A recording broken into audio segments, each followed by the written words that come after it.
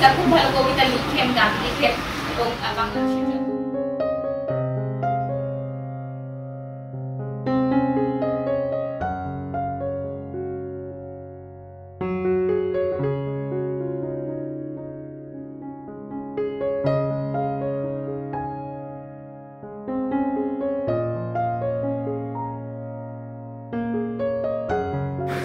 স্বপ্ন আমাদের সবার মনের ভেতরেই থাকে। এই স্বপ্নকে যদি স্বপ্ন দেখাতে পারি তাহলে কিন্তু স্বপ্ন পূরণ হয়।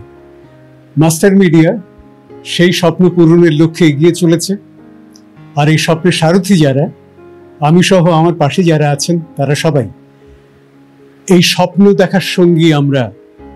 এর জন্য আমাদের দৃষ্টিভঙ্গি পাল্টাতে হবে। এর জন্য কি দরকার? আমি যা করব শুধু সরকার ভালো বলবে তাই নয়, জনগণ যেন আমাকে ভালো বলে, তার জন্য চেষ্টা করে যাওয়া। আমরা যারা বাকশিল্প নিয়ে কাজ করি, আমাদের বড় শক্তি হলো কথা বলা। সেই কথা বলা শুদ্ধতার জন্যে, শুদ্ধ উচ্চারণের বিকল্প কিছু নেই। আজকে এই নিয়েই অনেক কথা হলো। আবার আমি খুবই বলে থাকি, কথাকে যদি কথার মতো করে না বলতে পারি তাহলে সে কথা কেউ শুনবে না।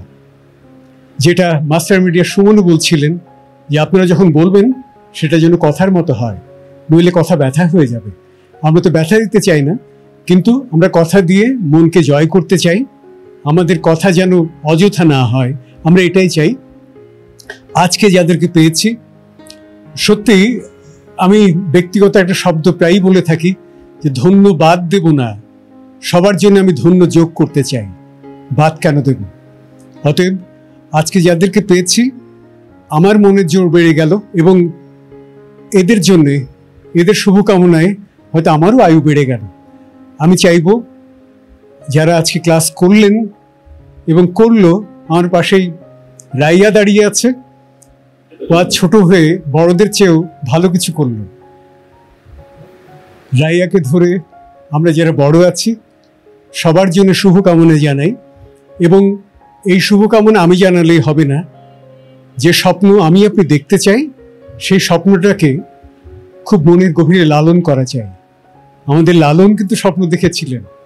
অতএব আমরা স্বপ্ন দেখলে নিশ্চয়ই স্বপ্নকে আমরা হাতের মুঠোয় পাবো। তাই আসুন স্বপ্ন দেখি।